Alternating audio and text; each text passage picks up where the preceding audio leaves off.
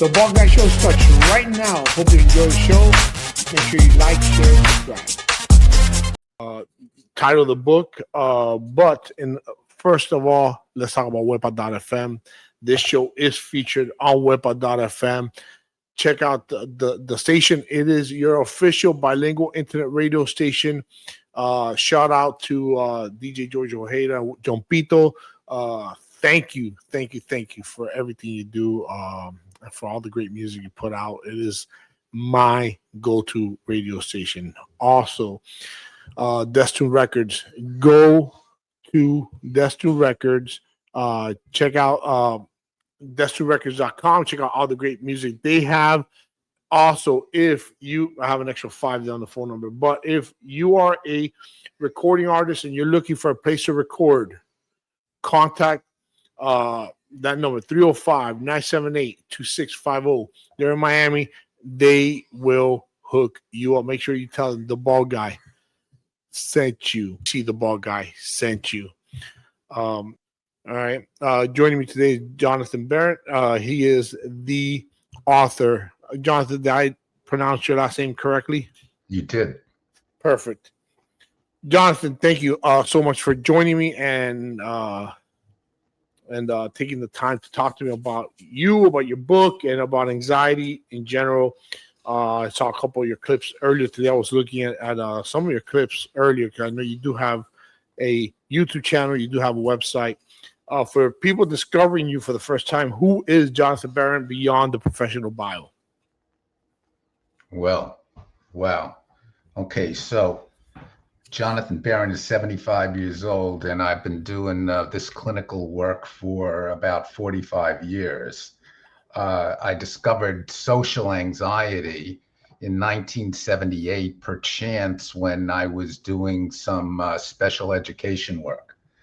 But getting into the basic subject here, I'm no stranger to doing media work. And a very, very interesting phenomenon is whether I'm talking to 1,000 people or I'm just recording into the mic by myself, my hands get cold. See this bio card, a little biofeedback tool. It measures black, stress. My pulse is a little up. This is the physiology of performance.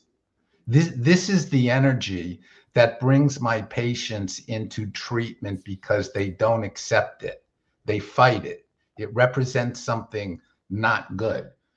And let's face it, we live in a very complex, challenging business environment. It's often very toxic. AI is taking over. It's really scary. This is not a good time to have performance anxiety at work. And by performance anxiety, examples are formal public speaking, which is the most common thing that brings people into my practice, informal, supervising an employee, dealing with collegial conflict. And what is especially important with my patients is the fear of being noticeably nervous, because when a person is noticeably nervous, they're exposed. And examples of noticeably nervous include blushing, that's erythrophobia, hyperhidrosis, sweating, your basic panic attack, voice stammering. Consider this. One of my patients was an ovarian cancer survivor. Actually, her name was Carol. She's one of many clinical interviews at socialanxiety.com. And she said to me when I first met her in a therapy session, I'd rather be back in chemotherapy than speak in front of a group. Wow. Why, I asked, obviously. Because with cancer, she had blushing, erythrophobia, fear of blushing. And she said, with cancer, there's no judgment. So that's what I think is a profound example of the pain that workplace anxiety can include. And what drew you to studying this? Well, actually, it was by fate. In 1975, I was doing I was working as a youth worker in a community center, and one of my one of my associates was doing special ed for the Girl Scouts, and she said, let's start a socialization program for teenagers with learning disabilities. I had no idea what she was talking about. But when we did the interviews with the parents and the kids, and then when it came time for the group, many people didn't show up. Okay, so that was my intro to social anxiety.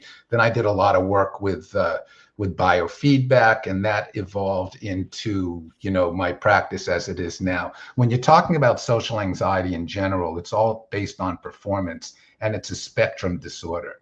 So the book Work Makes Me Nervous is about performance anxiety at work. Okay, that said, I have another book, which is called Beyond Shyness, How to Conquer Social Anxieties. And as I say, it's a spectrum disorder. So when we have the high functioning person, like the CEO who's making $5 million a year, the world-renowned physician, these are all on the website, the world-renowned physician who, quote, cured her public speaking anxiety, that's one end. And then on the other end, we've got the 25-year-old who's living in his room married to the computer.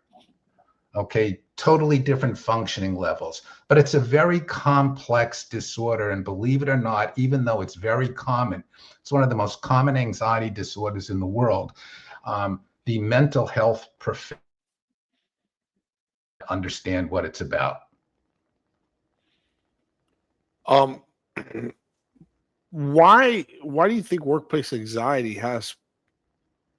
I mean, it's been around forever, but why is it because of AI? Do you think that's the reason why it's become such a major issue today, more than it was maybe 10 years ago, 20 years ago? Oh, it's been around forever, but AI is just making things worse. I mean, everybody is getting laid off. Not everybody. Many people are getting laid off these days. And what happens with performance anxiety? Many people who suffer from it are perfectionists, and they will do anything possible to avoid getting help. It's not as though this problem, first surfaces and a person says, okay, I'm going to go get help for it. They wait and wait and wait until the last moment when there are possible severe consequences to the problem. And that's when they take action. I work with people who have been suffering for their whole lives, but literally they are dying of embarrassment and they will do anything to not get help. Okay, so when people come to me, what's very typical is they want technique. Give me technique. I want to control my problem, okay? And what they don't want to do, which is even more important than technique, is to do the deeper work. Okay, for example, when a person goes in, when I first meet with a person, I say, give a recent example of your anxiety problem. Okay, I was speaking in front of a group and this is what happened, and I had a panic thing. Okay, so what happens on the surface is their internal critical script, which is one mind state, and I teach people about mind states, perceives a threat.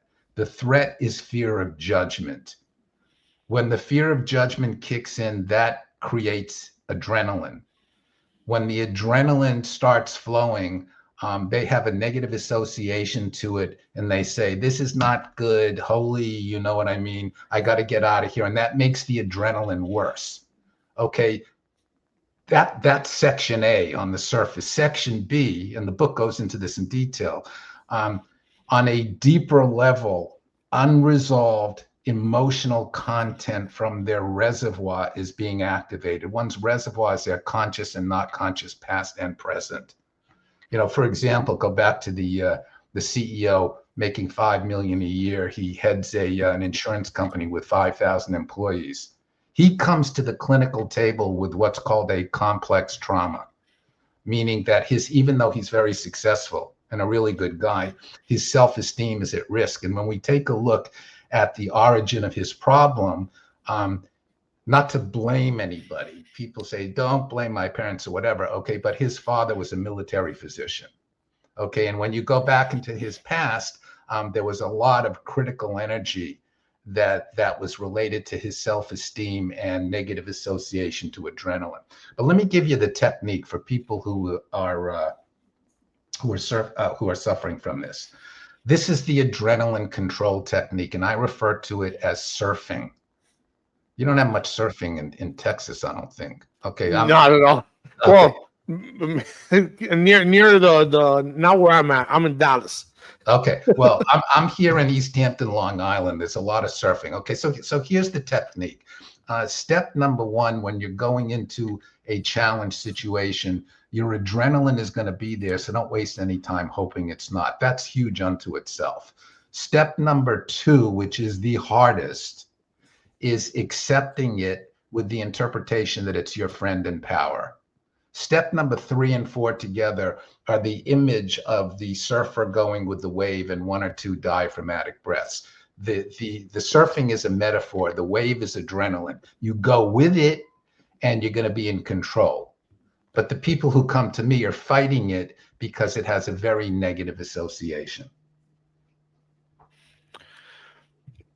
Now, why is it that avoiding anxiety actually makes it stronger? Well, avoiding anxiety, when a person avoids anxiety, one of the ways you measure the degree of the problem is by how much of avoidance is present and by how much panic is there. But what's typical is to avoid it because it's painful. Anxiety is interchangeable with the concept of pain. But the problem is the more you avoid it at a deeper level, the anxiety and the worry accrues, so it gets worse over time. Now, my co-writer in the book, Work Makes Me Nervous, How to Overcome Anxiety and Develop the Confidence to Succeed, is a recovered avoidant. Okay, the avoidant personality, again, this kind of thing brings the mental health profession to its knees, not to be too critical. But in this economic climate, when business is so important, would you want to rely on a person who is avoidant, somebody who doesn't return phone calls, somebody who is avoiding responsibilities? No. Okay, so when one avoids, which is a basic survival technique, because they don't want to suffer that shame and embarrassment and humiliation on a deeper level, the problem does accrue over time. It's like putting money in the bank. It collects interest. And then I guess eventually it will overflow and explode. And what happens psychologically when people constantly avoid uncomfortable situations? Well, that's what. Well, their self-esteem is at risk, and the problem just, as I said before, it gets worse over time. Now, the way that I refer to my therapy and the strategies, the self-help strategies in the book, is it's CrossFit. Okay, it's based on paradoxical processes. It's the opposite. Okay, and the one thing that people who come to me don't want to do the most is to go inside, to be introspective. Again, because that's where the pain is, that's where the difficulty is, but you have to go inside if you're going to resolve the problem. Now, another very important subject as it applies to performance anxiety is medicine. There's a right way and a wrong way to use medicine. For example, one of my patients, very successful guy, 500 employees, a 20-car garage. He opened the bell on NASDAQ once. When he would come to me in a session, he up front would say he's in his empowered self or his feeble self. You know, he admitted that, and we agreed that it was time for him to go on medicine. He's in the Southeastern Conference, and he goes to his doctor, and we were talking about a SSRI, which is selective serotonin reuptake inhibitor. And the doctor says, yeah, I know a lot about this stuff. I've been on this medicine for 10 years. Okay, that's not necessarily the right way to use medicine. Again, about 60% of the people who I work with extreme performance anxiety do use medicine. And the way that I use it is, think of it as a metaphorical pregnancy. The person goes on the medicine, it creates more of a sense of ease, some neuroplasticity. And after they do the right quality work, we methodically go off the medicine. But there are people who've been on the medicine forever and have no idea what they're doing therapeutically. And what are they doing therapeutically? Well, therapeutically, what they are doing is they are managing. They're learning to manage their mind states. Here, for example, here you have the brain, right? Okay. Everything starts biologically, organically, but there are 5 states. This comes from a psychology called transactional analysis. Okay, and basically what they're doing is they're learning emotional agility. They're learning to manage the mind states. That's the key to the program. And a very important part of that process is being able to identify, process, and channel emotions. For example, in the November 2013, I believe it was, Harvard Business Review, there was an article entitled Emotional Agility. And basically what it said was it's important to label your emotions at work. We take that a step further in this program. And this is probably the most profound thing I can teach. The Latin word for emotion is emotere, emotere. Literally, it translates to energy in motion. Emotions are energy. It's electric. So the core work is to learn how to process these emotions, to channel the emotions into high performance. I mean, just think of the athlete, the Olympic athlete who's about to perform. They've all gone through this high performance training.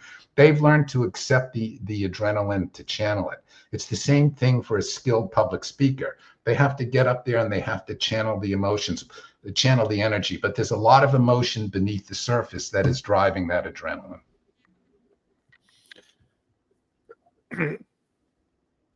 How do fear and self-doubt feed each other? Well, there's something called, this is a very important word, hypervigilance. Okay, hypervigilance is fear. People who come into treatment who have this performance anxiety are very hypervigilant, meaning they have experienced episodes of panic, and because of that, they have this fear and hypervigilance that it's going to happen again. For example, I suffer big time from technology PTSD. Okay, big time. I have been abused. I mean, technology is wonderful. I'm here in my home. I work with patients around the world, thank goodness for the internet and all that kind of stuff. Yeah. Okay, but at the same time, I've had so many traumatic episodes with technology, even like today coming into this, this platform other than Zoom. I have this hypervigilance and fear. Is this going to work? Right? So my pulse is a little increased and my skin temperature gets cold. That feeds unto itself until one reprograms themselves. Wow. And yeah, and I get what you're saying, because I wanted to try different programs. This is StreamYard. I've been wanting to try different programs, but I'm afraid of trying something different. I'm afraid of trying something different because this is what I'm used to. I've been doing this for already 3-4 years now. This is my 3rd season, and this is what I've been using since day one. And I'm used to it. And I'm sure there is something better. People told me, man, there's a better program out there. This is what I'm used to. Well, I have this thing called, I labeled it as click anxiety. I click on something, and when there's a delay, it brings back these bad memories. There's this thing when we talk about Section A and technique, that's called top down, which is a conscious approach. The deeper stuff is called bottom up. Unconscious stuff gets triggered until the complex trauma is resolved. So I get triggered a lot with technology. I'll be very open about it. What are the biggest causes of workplace anxiety right now besides AI? By far and away, the biggest thing that I work with is the fear of being noticeably nervous. And the thing that will activate that the most is public speaking, whether that is formal or informal. So this is what we do, okay? So what we do, getting back to the technique, is when a person starts, we create their hierarchy on a scale of 1 to 10 of anxiety. And what's important for a short-term objective is to measure at what number do waves actually begin, right? Because that's where the surfing technique is employed. And then before the waves, there is what's called an awakening. Okay, and it's important to tune into the awakening, the subtle physiological sensations that take place. Again, this is CrossFit, it's paradoxical. For example, one of my patients was the number 2 person in a Fortune 500 company. Number 6, it's important to think, generally about this. Number 6 on his hierarchy was conflict with his wife. Okay, so they start with this hierarchy, and then methodically they work their way into it, and they learn to desensitize themselves over time. But to answer your question, it's the fear of being noticeably nervous. Many people suffer from, a widely used term, which is imposter syndrome. They don't want to be found out, especially perfectionists. My goodness, if they're found out they're not perfect, Are younger generations experiencing workplace anxiety a little differently? That's a good question. I would think they're more susceptible because they're so tuned into technology and so dependent on technology. When they have to get out of the comfort zone of technology, they're going to be more susceptible to the performance anxiety.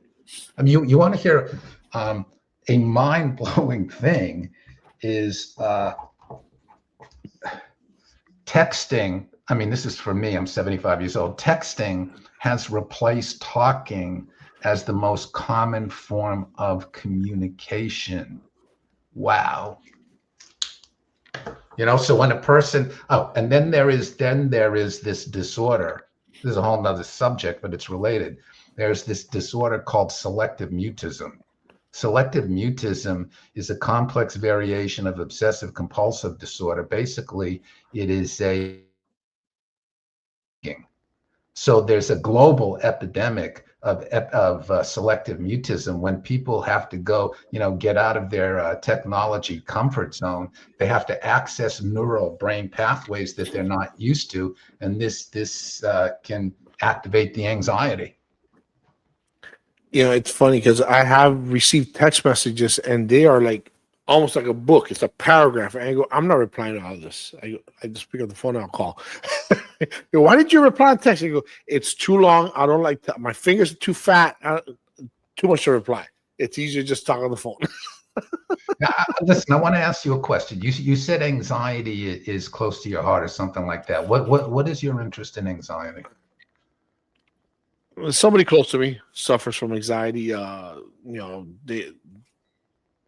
There's too much. If they get overwhelmed, if there's too much people around, or not that they don't like people, they love people, but they just get very overwhelmed around too many people. So that's why. And now anxiety for me, what my problem with anxiety personally, me speaking in front of people. When I first started doing this whole podcast thing, loved it, but before we get on, I will get nervous. I will get nervous big time. I will say, okay, oh boy, yeah, I actually prefer not doing this today. I hope let me delay it for a few days, and then once I do the episode, I said, you know what, I'm glad I did it. That took me probably the first few months of doing this. It took me a while to eventually get into the habit and gain, and I've been prepared. I have my questions and all that stuff. I do, do my research. If it's a singer, I'll listen to their music a whole week. Nothing but their music.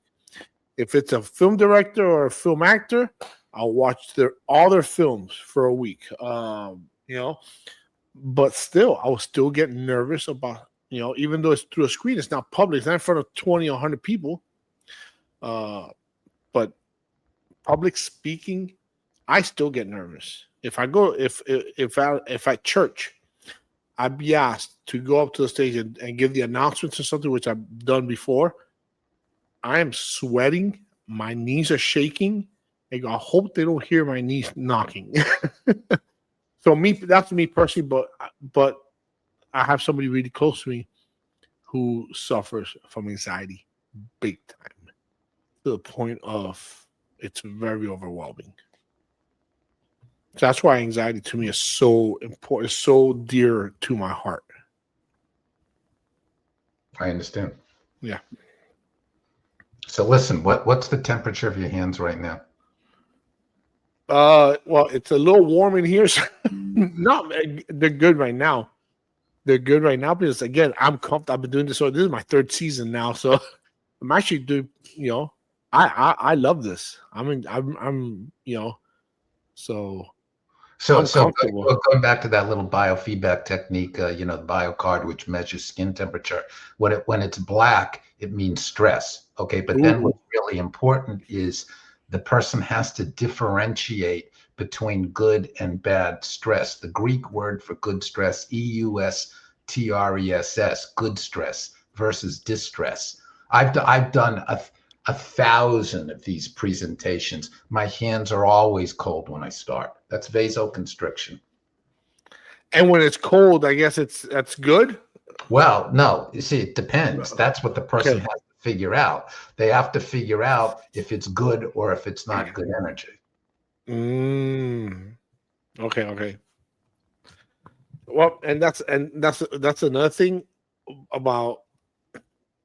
I have heard for certain public speaking, sometimes, for example, for church, it's normal to be somewhat nervous when you go out there, because just to respect the platform where you're speaking on. Another thing is being overly anxious.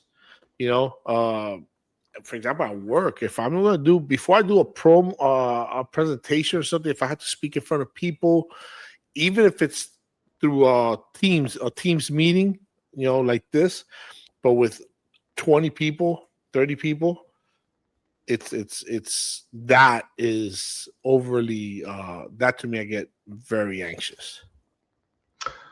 Look, it can be very debilitating. Again, there is a one-of-a-kind library of clinical interviews at socialanxiety.com. One of the symptoms that I referenced previously, erythrophobia, you know, fear of blushing. Many of my he's a very successful guy, retired at age 45, you know, successful family business. When I first started working with him, actually, he was in Mississippi and he was going to a doctor in Texas for the purpose of having invasive surgery to sever his nerves because of fear of blushing. Wow. I didn't even know you could have a surgery for that. Hey. I did not know you could have surgery for that. I don't recommend it, but you know, this can get into pretty desperate situations. Why don't you recommend it? Because I would want to avoid an invasive surgery at all costs if something is resolvable another way. I mean, would you want to have a doctor cut you up and, you know, sever your nerves? Pass on that. Yeah, it's true because it's with the nervous system. So yeah.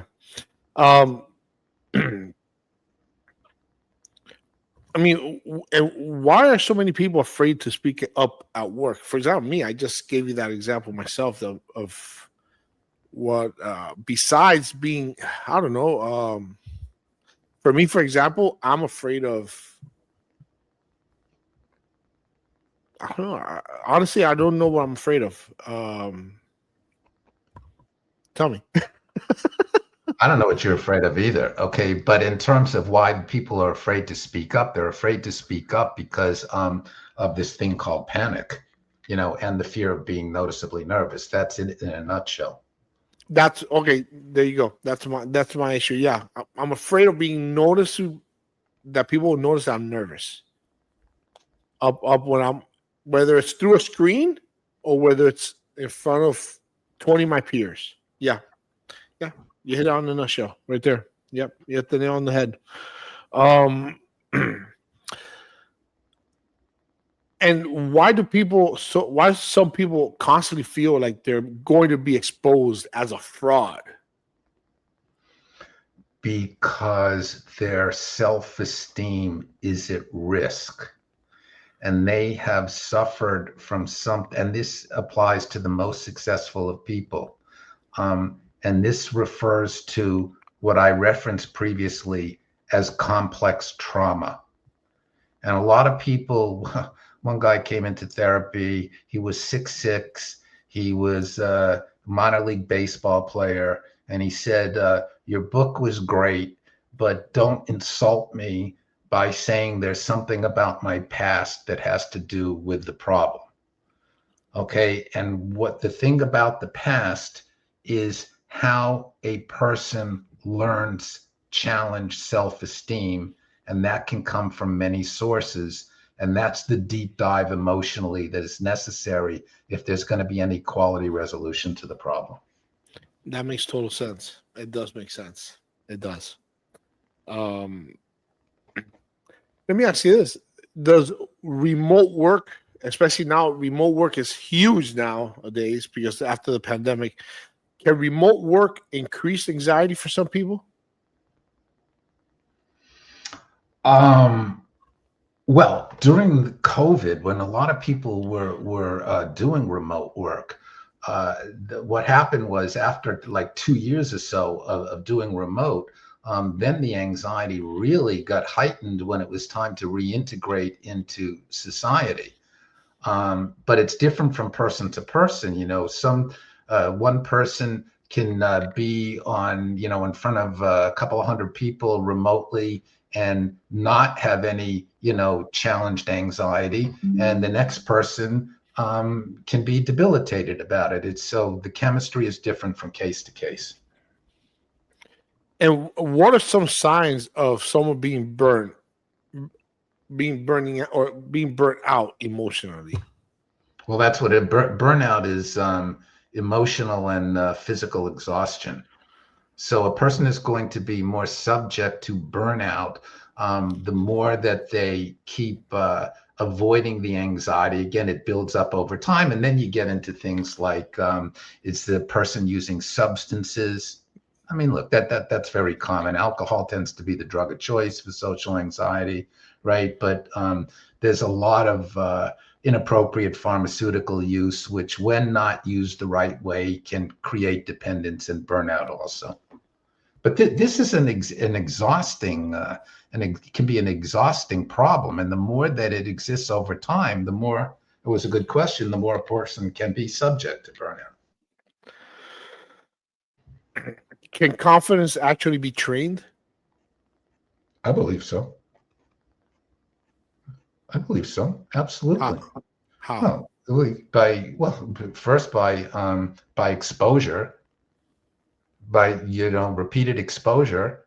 Exposure by itself is usually not enough. A lot of people think it is, but the way I work is to get exposure, and while you're getting exposure, to be able to do the inside work.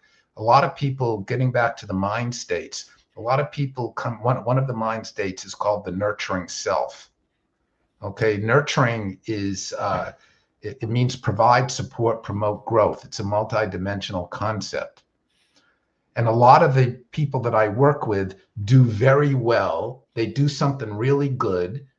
They perform really well, and they don't take any time to acknowledge on an emotional level what's going on, and their reflex is what's next, without emotionally complimenting themselves. This gets back to the complex trauma. That in itself that'll cause burnout. But when a person learns to self-acknowledge, again, emotionally, not just use the words, that along with experience, that can enhance confidence. Why do some people constantly seek approval from others? Because that's what their self-esteem is based on. There's variable self-esteem and true self-esteem. Variable self-esteem is when your self-esteem is too dependent upon feedback of others versus what's really going on internally. That used to be one of my issues. I used to when I was younger. Now that I'm getting older, I could care less, but I care about what my wife and my children think about, but I could, but I used to constantly be seeking approval of others, constantly. How important is self-talk in overcoming anxiety, or is it useful at all? It's very important. One has to learn how to talk to themselves. There's an internal dialogue that's very important. And when a person has performance anxiety, a lot of the people who I work with learn, this sounds weird, but they learn to beat themselves up. Nothing is ever good enough. They learn to give themselves pain because over time, that's what they have associated with being in control and being secure. And the roots of that go quite deep. And what are some of the daily habits that slowly destroy confidence? The daily habits that destroy confidence. Well, the more that a person is going to avoid, that is going to destroy confidence. Okay, so we talk about the avoidant personality. I refer to avoidance as it can be an addiction to avoidance. There's addiction to cigarettes, drugs, gambling, sex, addiction to avoidance. Play with it. Wow. And also, I guess what we just said, the self-talk in a negative way, I guess, can definitely beating yourself up, right? Listen, one of my patients, I got a lot of patient stories. One of my patients, he, 6'7" basketball player, was a basketball player in Division I. He works for a financial firm. He's the only Black individual at this level in the firm, and he is the only he never graduated from college. So for him to get into that position is amazing. Okay. And every time he would accomplish something, it's like, what's next? What's next? What's next? What's next?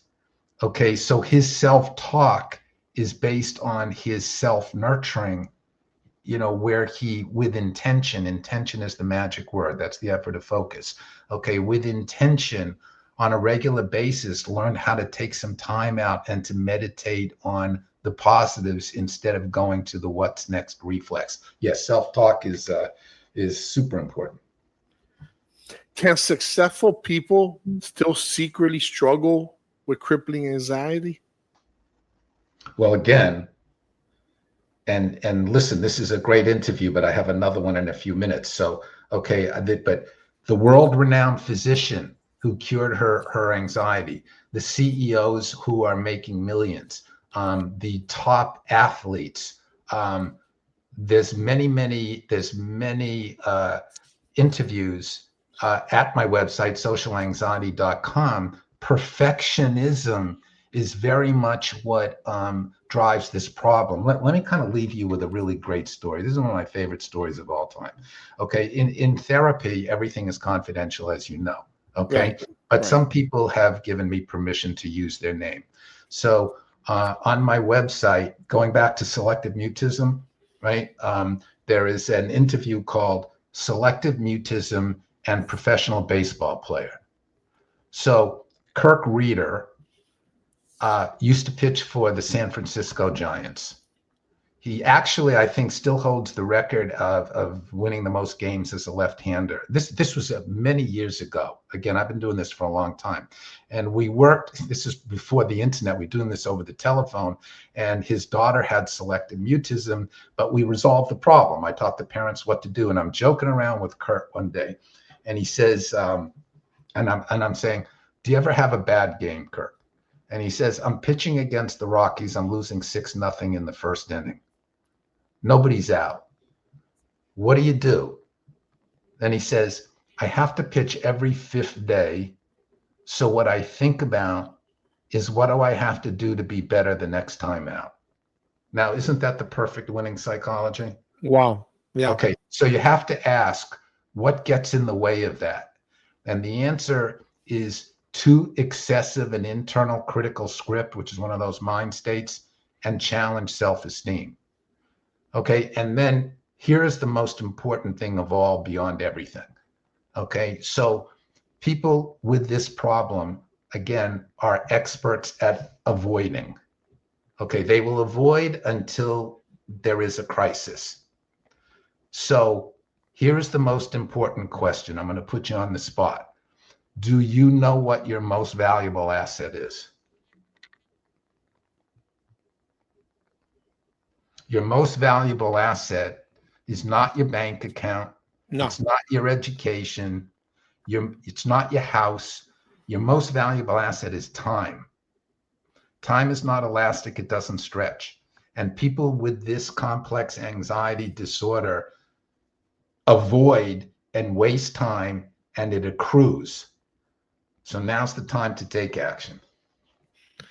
Love it. Love it.